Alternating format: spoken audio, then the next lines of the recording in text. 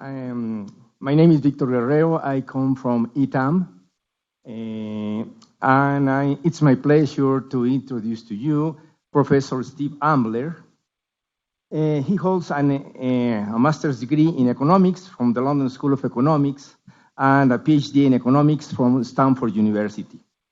He has been a professor at Québec University, l'École des sciences de la gestion de l'Université du Québec à Montréal, since 1985, and chaired the department from 2012 to 2015. Professor Ambler has held visiting positions at the Université de Paris and Panthéon-Sorbonne, the European University Institute, the Institute für Studien, I hope I did it well, in Vienna, and the Austrian Central Bank. Steve is the author of numerous articles in journals such as the Journal of Monetary Economics, the Review of Economics and Statistics, and the Journal of Money, Credit, and Banking.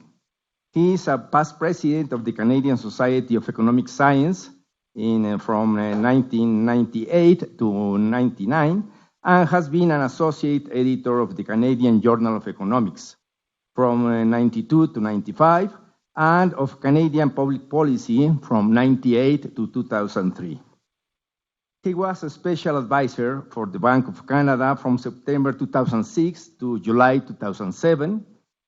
He also was a secretary-treasurer of the Canadian Economics Association from 2007 to 2012, and he's also a senior fellow of the Rimini Center for Economic Analysis. He is the holder of the David Dodge Chair in Monetary Policy at the C. Howe Institute. Steve, the floor is yours.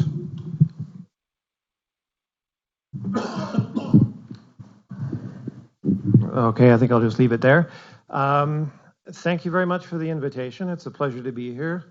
Correct me if I'm wrong, but I think, as far as I know, international business cycle dating committees don't really get together very often to discuss their respective problems. I think this may be one of the first times. So I think it's a great initiative, and I've already learned 2 or 3 things that I'm planning on taking back with me and talking to the business cycle committee at CD Howe.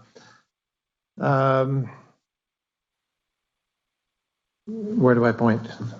Oops, okay. So I should say that I'm on the Business Cycle Committee, but what I'm presenting reflects my own views and not those of the C.D. Howe Institute.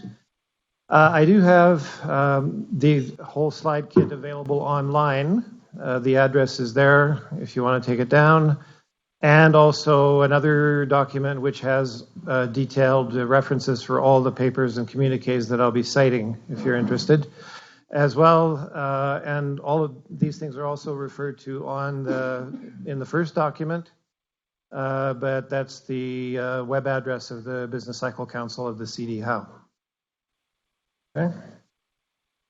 So this is I'll start off with a fairly long quote from the homepage of the Business Cycle Council, which sums up basically what we're trying to do fairly nicely. We consider ourselves an arbiter of business cycle dates in Canada. The council it actually reflects a couple of tweaks to our organization principles since we first met in 2012. Meet annually or when economic conditions justify.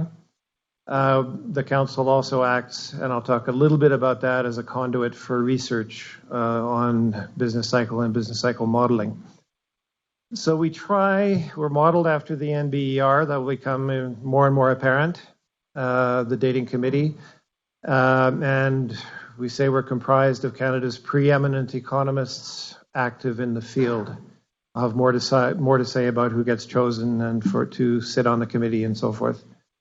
Members participate in their personal capacities, and the views expressed don't represent those of any institution.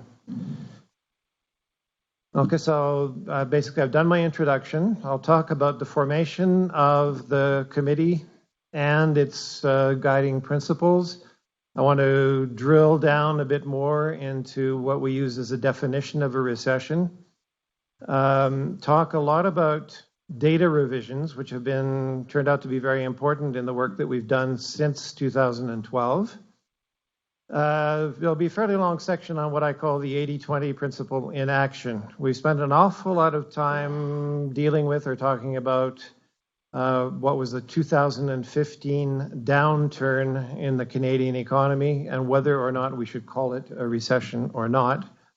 And then I'll conclude with a few possible lessons for other business cycle dating committees. So you'll probably notice that.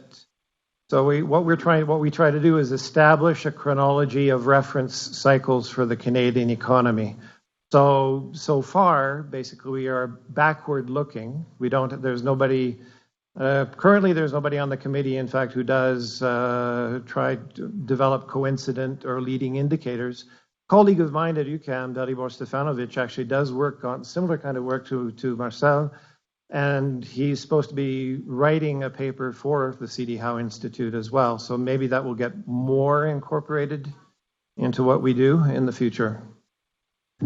So Statistics Canada basically got out of the, it used to have a composite leading indicator, which it published, I think, monthly up until the middle of 2012, and then it stopped. So the C.D. Howe, I think, decided to sort of step into the breach. It's basically a think tank, which does policy-oriented research. And it has quite a few other policy councils on competition, energy. Well, you can see them all there. So adding a business cycle committee was actually a fairly logical fit. So we're not actually an official arbiter of business cycle turning points, but we've acquired enough of a profile since 2012 that I think we have, in fact, become the de facto standard for Canada. A lot of the profile was acquired during the 2015 downturn that I'll talk about in more detail. And in fact, there was a fairly major research paper that was published in 2012 that was part of the impetus behind the formation of the council. And it's I think the first major work attempting to historically date Canadian cycles since 1926. Except for what Statistics Canada did, and they were not quite so systematic. In fact, one of the two co-authors of the piece for the C.D. Howe was Phil Cross, who was a former chief economist at Statistics Canada, who very well placed, in fact, to be able to, and I'll talk about this in detail as well, get the data going back to before the Great Depression to come up with the chronology. And Philippe Bergevin, there's a slight error here. I think he was a senior research analyst at C.D. Howe before he left. So the first meeting we had was in 2012, which basically announced the precise turning points of the 2008-2009 recession in Canada. We approved and called attention to the major piece that had just been published by Cross and Bergevin. And we announced our intention to meet on an ad hoc basis to call turning points in the future, which is, I think, more or less what the NBER does. And as I intimated, events in 2015 basically intervened, which provided an impetus to hold more regular meetings. So that's just a very potted summary. It doesn't go back before the Second World War because I didn't have enough room on the slide of the chronology of Canadian recessions, which is fairly standard. It gives you the peak month and the trough month of the recession. And something which is a bit innovative is that Cross and Bergevin decided to come up with categories of recessions. Think hurricanes. 1 is mild, 5 is as bad as they come. You notice there's no category 5 on there, but there were 2 before the Second World War, one of which was the Great Depression and one which is, I think, 38, 39. I'll have more to say about that in a bit. So more in terms of guiding principles. So it's important to note that the C.D. Howe is a registered charity. It accepts no funding or donations from government or political parties. So in order to preserve its independence, so we're an arbiter and we consider ourselves an independent arbiter of business cycles. Members are asked and essentially volunteer, except for one ex officio member who's an associate director of research, currently Jeremy Kronick, co-author of mine. And invitations are sent out to join after broad consultation in-house and with external experts. This is going to start more and more to resemble the NBER. There's no fixed term limits. Active participation is taken as a willingness to serve. People have stepped down, usually because of too many other commitments or conflicts of interest that come up, as when Paul Baudry, who was on the council, joined the Bank of Canada. And members participate in annual and ad hoc meetings. So it's the meetings are all financed from the CD Howe budget, but we're a pretty low-cost operation. People who live, as you know, Canada is a pretty big country, 5,000 kilometers from coast to coast. People who, the meetings are physically in Toronto, people who can come physically for the day do so. There's a small travel budget for people who live a bit further away, and everybody else participates via conference call.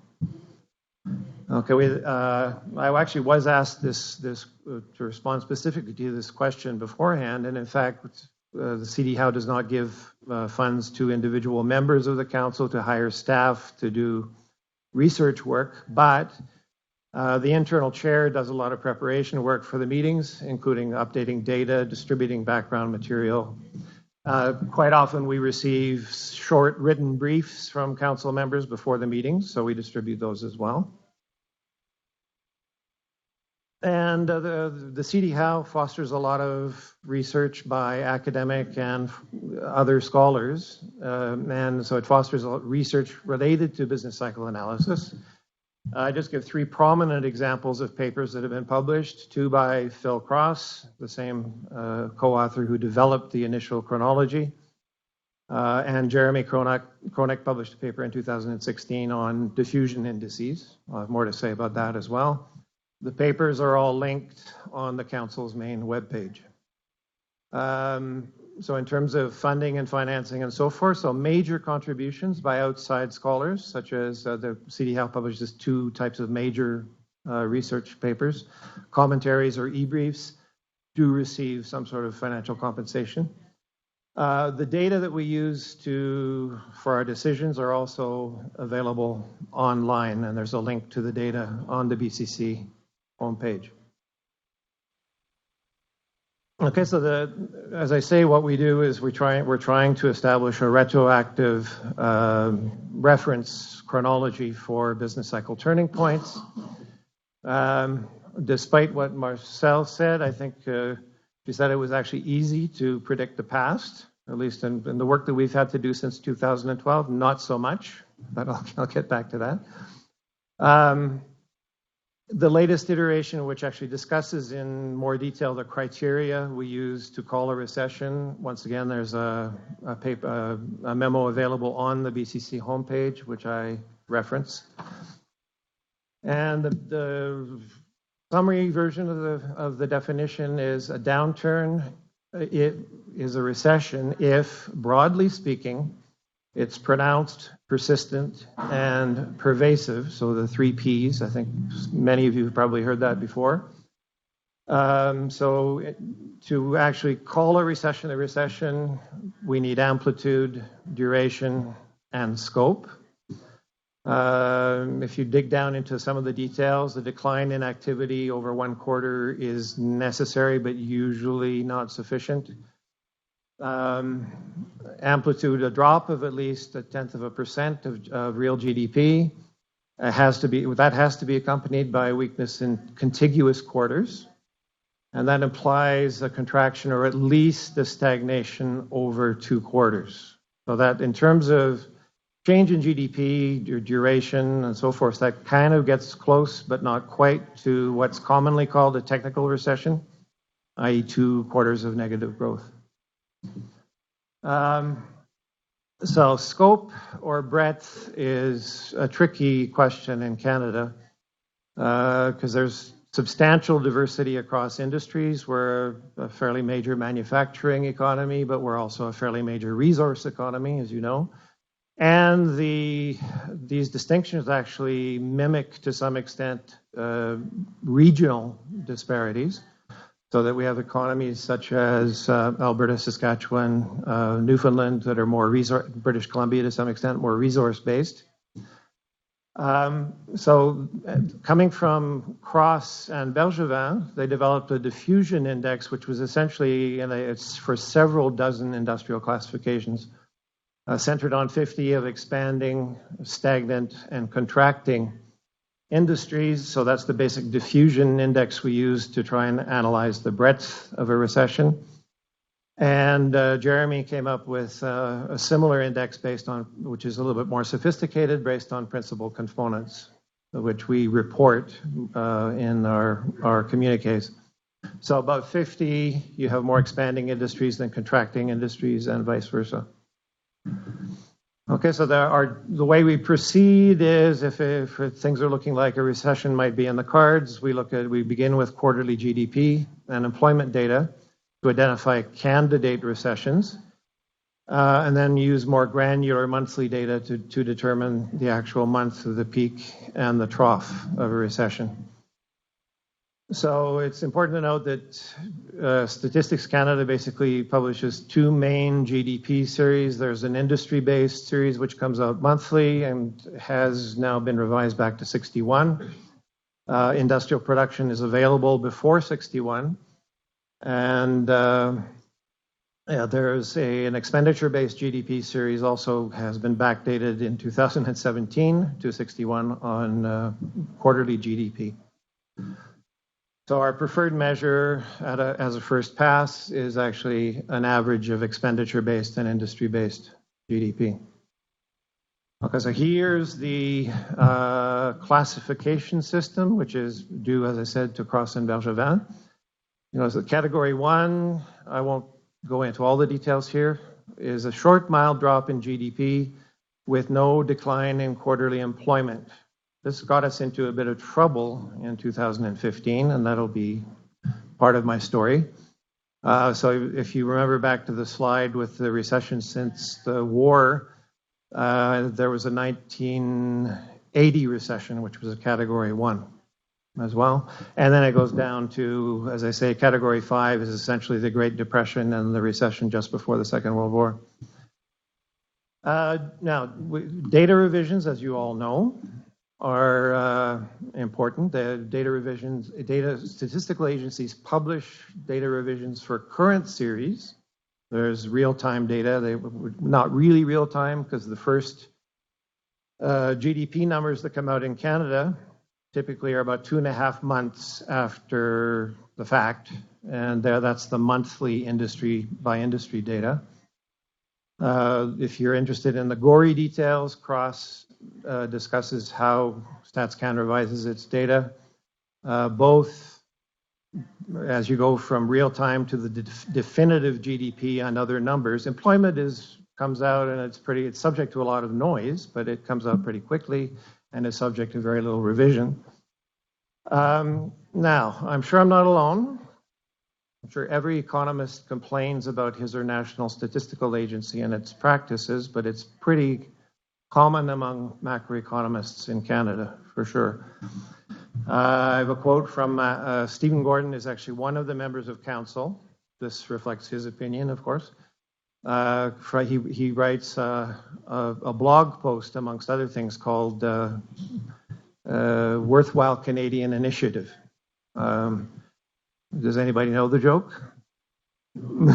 World's most boring headline, Worthwhile Canadian Initiative.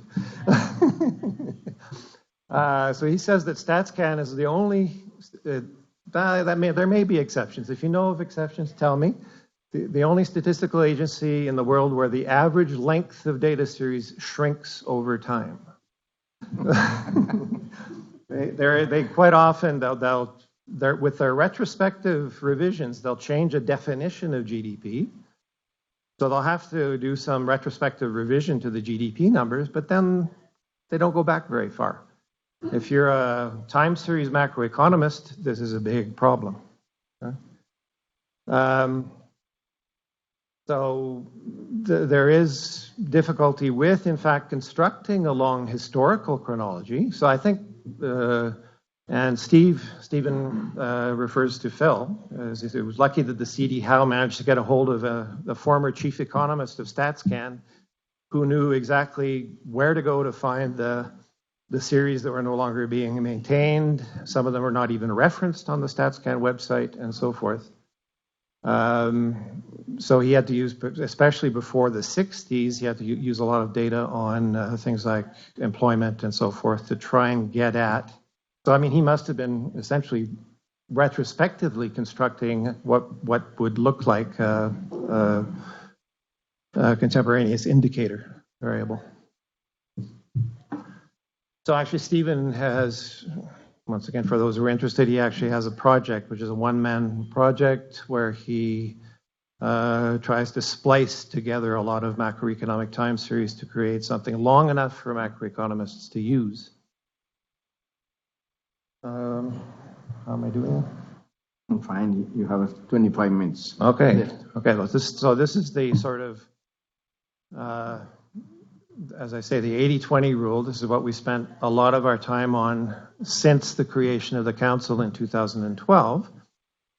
So there was a downturn, which lasted 6 months using the industry data at the beginning of 2015.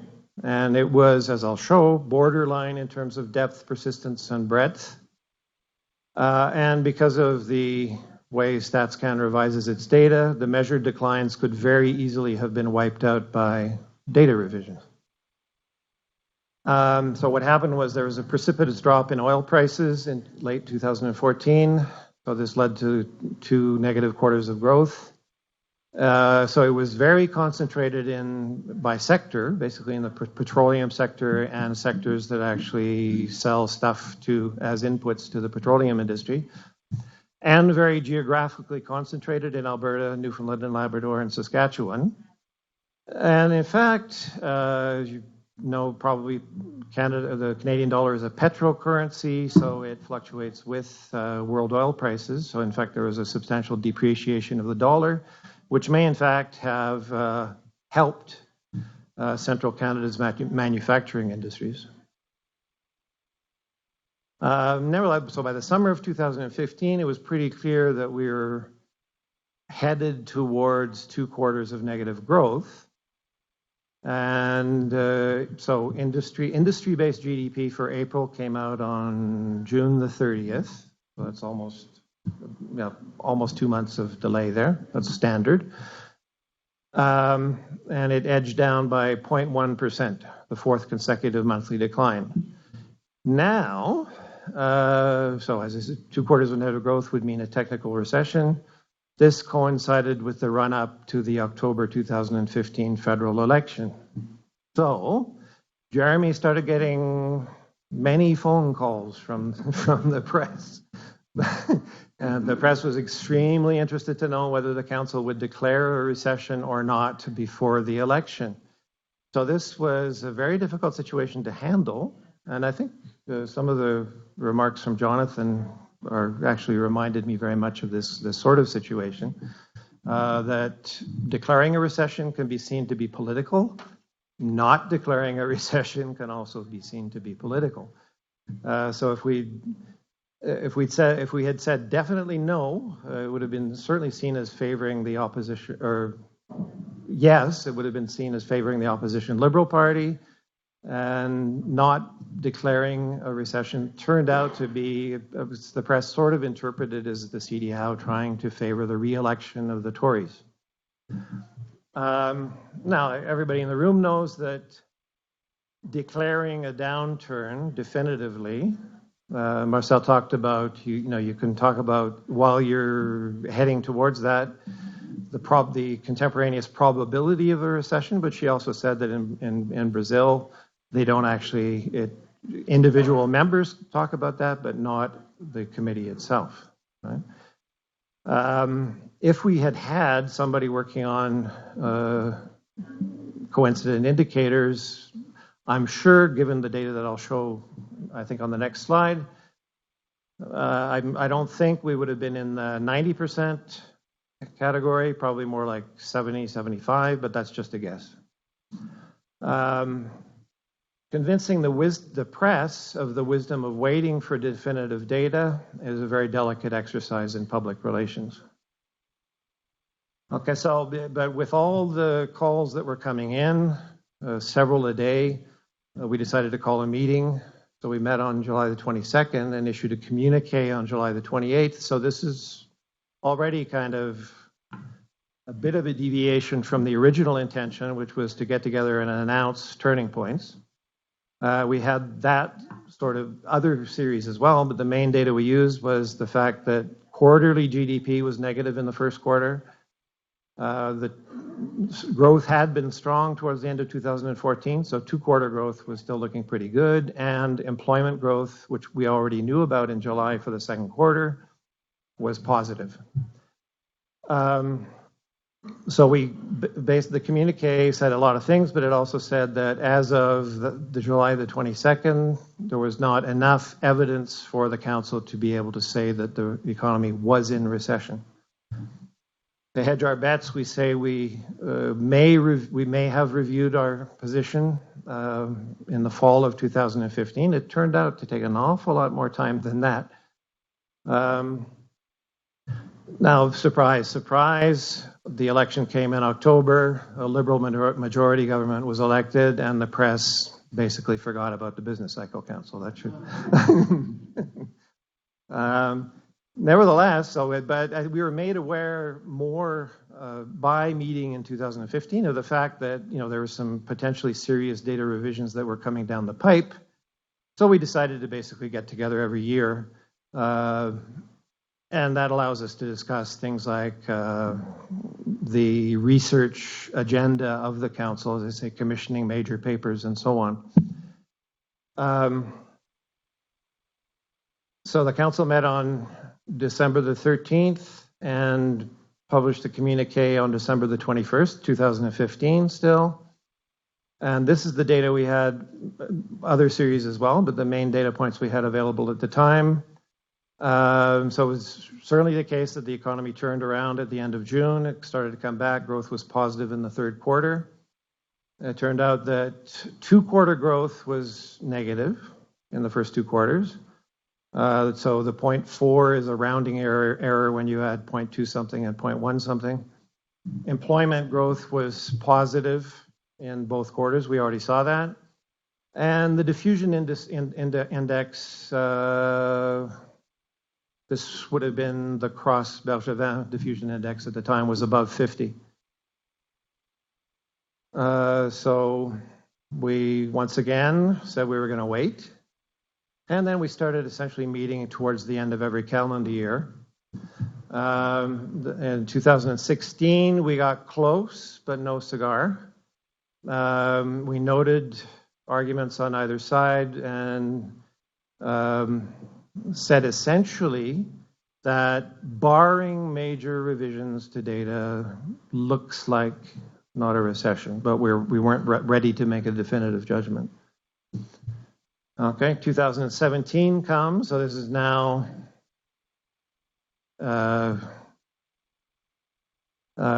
3 full years after what might have been the peak and 2.5 years after what might have been a trough.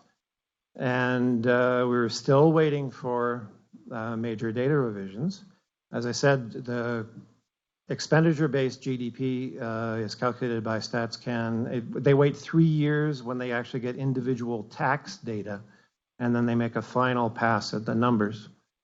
Okay, it was the case that the growth in quarter one became slightly more negative, but we decided it wasn't sufficient to change our minds or make up our minds, as the case might be. And then finally in 2018, and this was actually, it was a bit of a nasty surprise, because if you look down towards the bottom of the slide, the measured contraction due to data revisions went from minus 0.4% over 2 quarters to minus 0.7%, which is starting to look much more important. And that actually led to a divided council. There were people that argued, well, yes, the GDP drop was more important, but diffusion was still above 50 in both quarters. Employment grew in both quarters. People arguing for the recession, well, they said, well, yes, the drop in GDP was actually fairly severe, and this actually fits the definition of what Cross and Bergevin called a Category 1 recession, drop in GDP, but continued growth in employment. Okay, so that sort of summarizes the yes and no arguments. So it was put to an email vote, and I think there was 4 no's, 3 yeses, 1 abstention, and 2 people didn't vote. So it was close. And of course, you know, what happens when the Business Cycle Council publishes a communique, you know, whatever, 4 years after the fact, saying we've decided not to call a recession in 2015. The press was not knocking down the doors at that point because there was no election in perspective either. So in 2017, I talked about retrospective data revisions. So that actually did lead to, so that's the most difficult thing we've had to deal with, and we're still talking about it. But they did some retrospective revisions to data, and it changed 2 things. The dating of the 74-75 recession, because Q4 growth in 74 with the revisions went from positive to negative.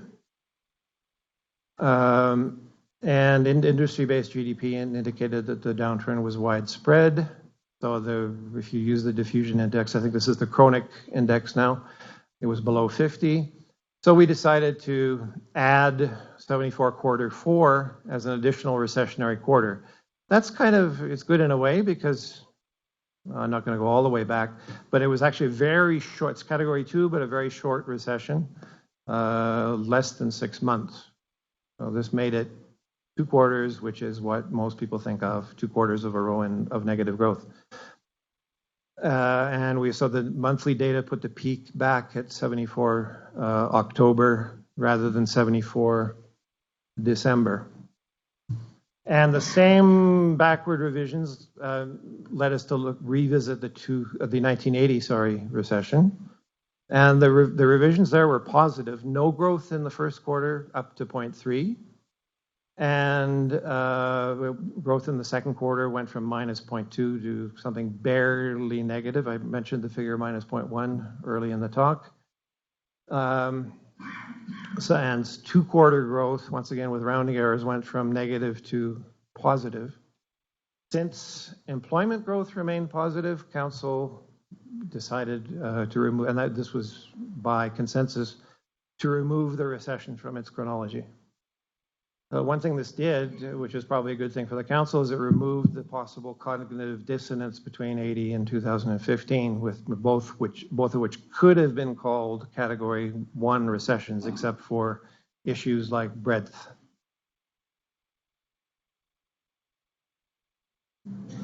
Okay, so how am I doing okay for time still? Still 10 minutes. Okay, so I'll just talk before I come to the conclusions and the possible lessons. I'll just talk about 2 minor controversies that we've been dealing with. A couple of people on the Council have brought up more than once the fact that we should be looking at gross domestic income as well as gross domestic product. That's never sort of carried the day in terms of majority of members of Council.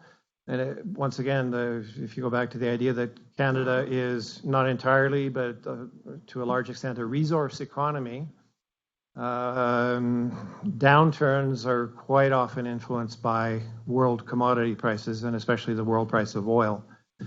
But if you think of a recession as trying to measure a downturn in economic activity, I mean, just imagine a simple economy that has one oil well and nothing else. There's a major drop in world oil prices, not enough to lead you to shut down the well. But so everybody stays employed, everyone's still working, but your And depending on what kind of deflators you're using for GDP, your GDP is going to go down, but with the terms of trade change, your gross domestic income is going to fall even more. So the argument has been whether we should pay attention to that activity versus well-being of essentially of consumers in the long run. And the second controversy, and I've already alluded to it, is the whole idea of Category 1 versus Category 5. And in fact, I just got in my email yesterday, we're going to be meeting again in December, the idea of jettisoning this Category 1 to Category 5 distinction altogether. I have a few proposals for coming up with more quote-unquote objective measures. So I can't tell you how that's going to play out. Okay, so potential lessons for other people thinking of who have or are thinking of setting up business cycle dating committees. It's possible to function on a pretty limited budget.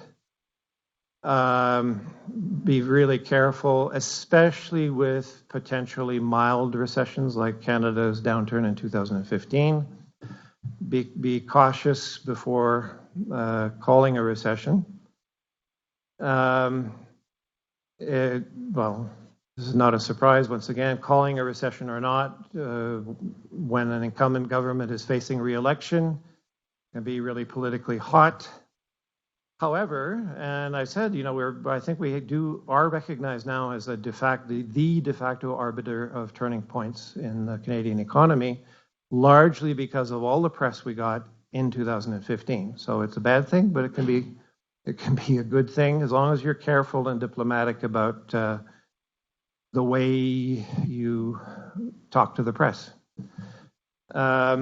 The 2017 revisions show that it's in the case of mild recessions, 1980 or 74, 75, the turning points and or even whether you're going to call it a recession can be subject to what you might call revisionist history. And the final message, which we try and convey often and with force to StatsCan, is that when definitions of aggregates change, like a change in the definition of GDP, if your National Statistical Agency is going to change the definition and revise backwards, try and twist their arm to do so as far back in time as possible. I'm sure they consider that it's not a valuable use of their time, but as I said, if you're a time series macroeconomist, it's important to you. Right? Yep. Okay, thank you.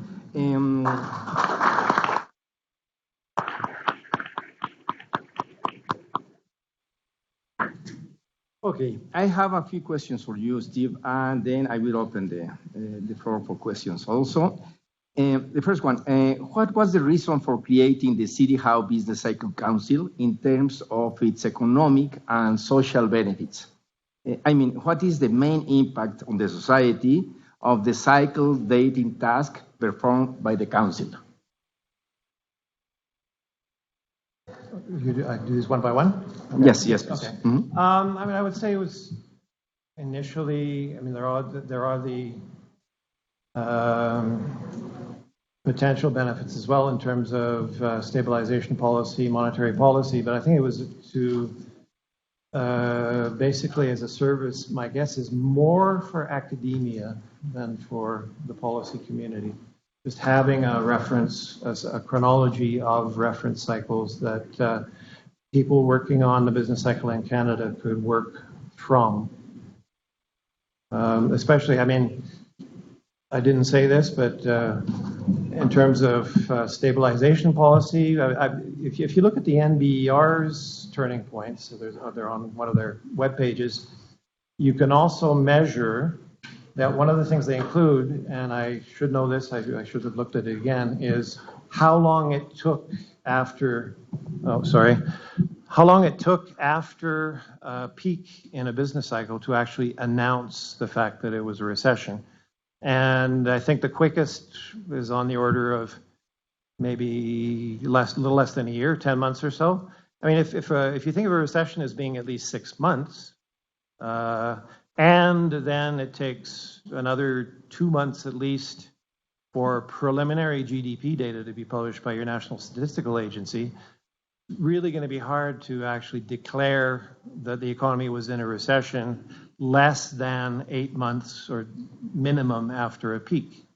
By which point, I mean, so can your central bank make good use of that? Maybe a little, but not so much. And on the other extreme, I think we beat the longest interval before declaring a recession by a long shot because we took 4 years.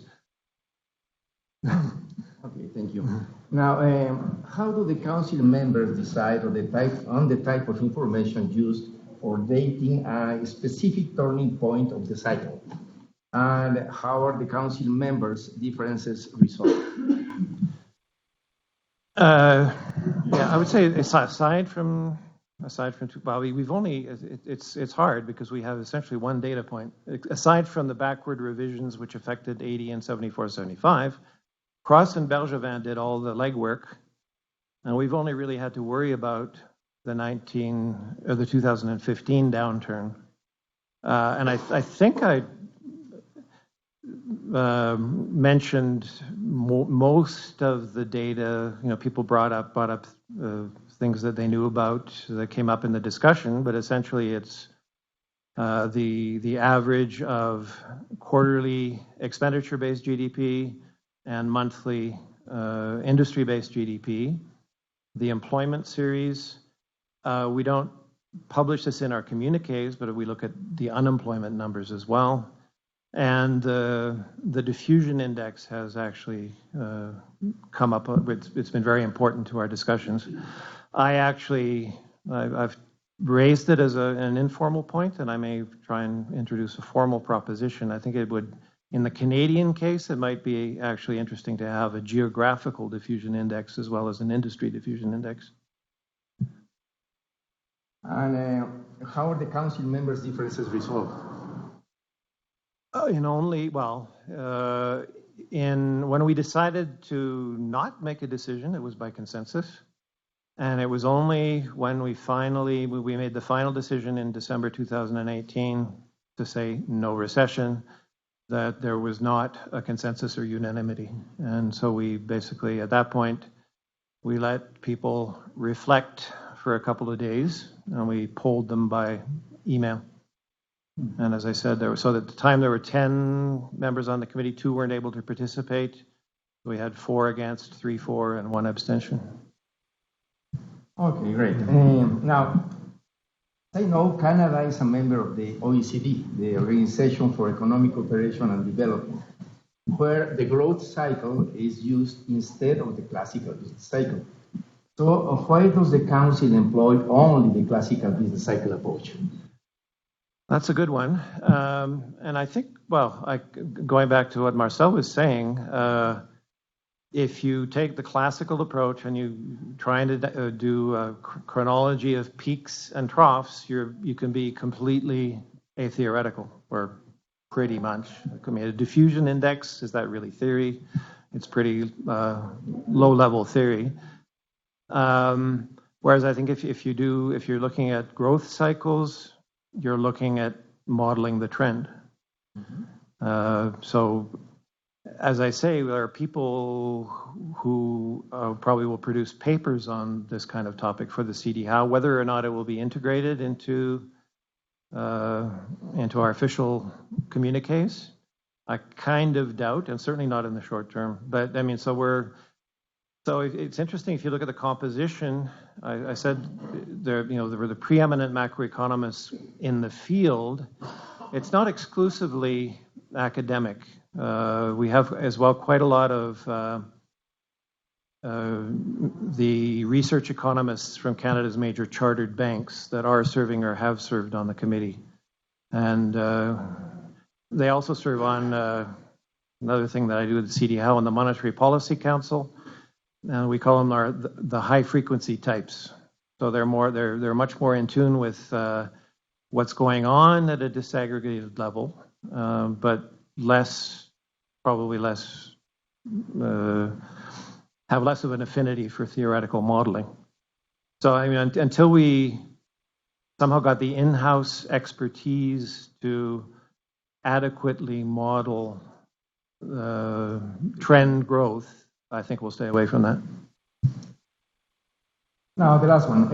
If you could design the council from scratch, what aspects of the existing council would you change?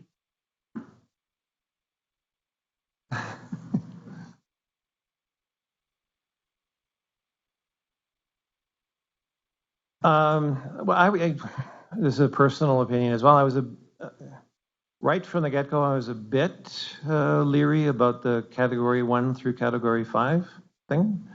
It looks like that may be jettisoned. As I say, I can't predict at this point in December, but and as I say, actually participating in this conference has been very good because I've been thinking of other ways of actually talking about, I think Marcel mentioned, maximum drop in output from peak to trough, cumulative drop from peak to trough, cumulative drop if you do the integral over the recession and the recovery until you get back to GDP. And I think those numbers would speak to them for themselves much more easily than it's, you know, it was pretty subjective. It was clear that if the 2015 downturn was a recession, it was going to be Category 1 because growth in employment was positive. But that made it a very, very tough thing to call. And we were all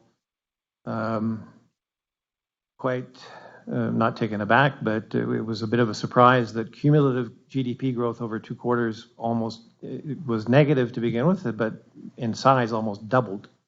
So that's a major data revision.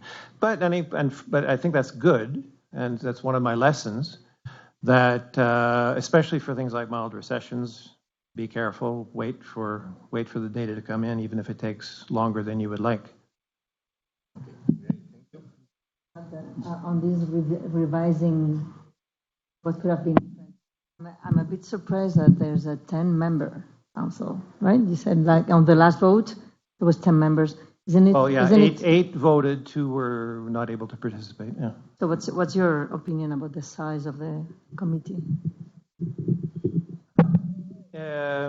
It hasn't been unworkable, and as I said, almost everything has been done by consensus. And it's also the case that, I think we chose December because, like, most people are home for the holidays, so they can participate in a phone conference. But I mean, if you're having to meet ad hoc, which we did in July 2015, just because of all the pressure from the press, there's going to be a lot of people away and not able to participate. So it's probably better to have, for that reason, since there are always 2 or 3 people that can't make it, and is better than a smaller number. Okay, we still have time for a couple of questions. Anyone?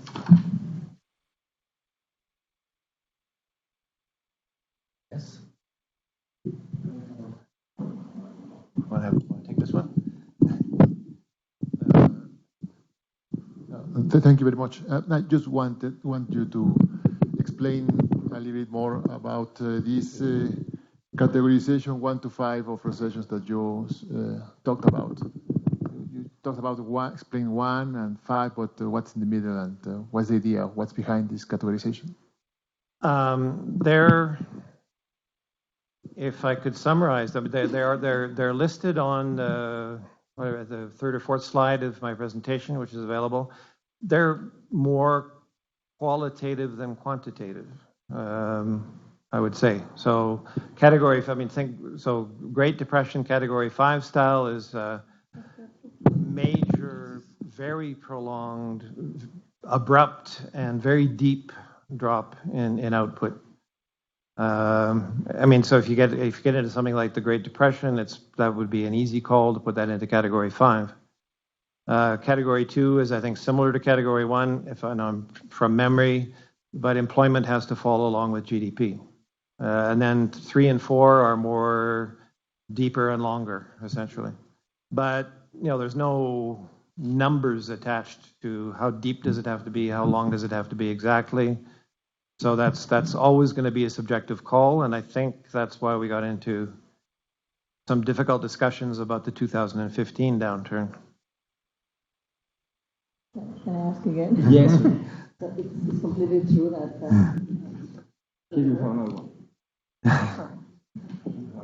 I also have the feeling, like Steve, that it's the first time that we meet dating committees. So to me, it's a learning experience, and not only that, I had to think about my own case, but also what I listened from others. So I had one further question: is from the beginning. So your dating is monthly, right?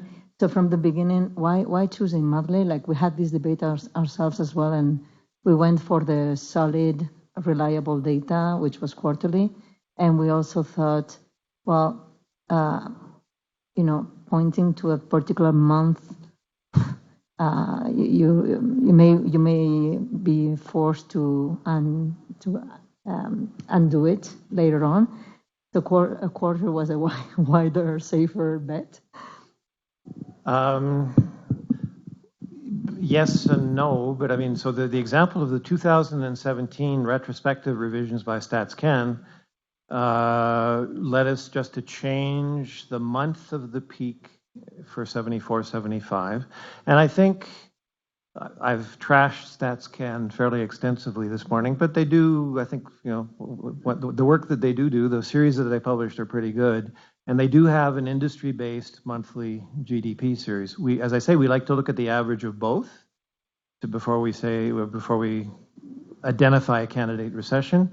But identifying the actual month of the peak and the month of the trough, I think monthly industry-based GDP is actually, from StatsCan, is actually pretty good for doing that. And in 1980, revisions in the monthly data, you said that. And actually, because of, at least in Canada, I don't know what it's like elsewhere, but because of the phenomenon of and this allows them to, I think, measure GDP more precisely with the expenditure-based measure. They wait, as I say, for detailed tax data to become available to them, and that takes a long time. And that leads, as we saw with the 2015 numbers, to bigger revisions than the monthly industry data. So, in fact, dating a peak, I'm happy with the monthly industry-based GDP. Well, let's thank Professor Ambler. Thank you for being here. And this was a nice presentation. Thanks.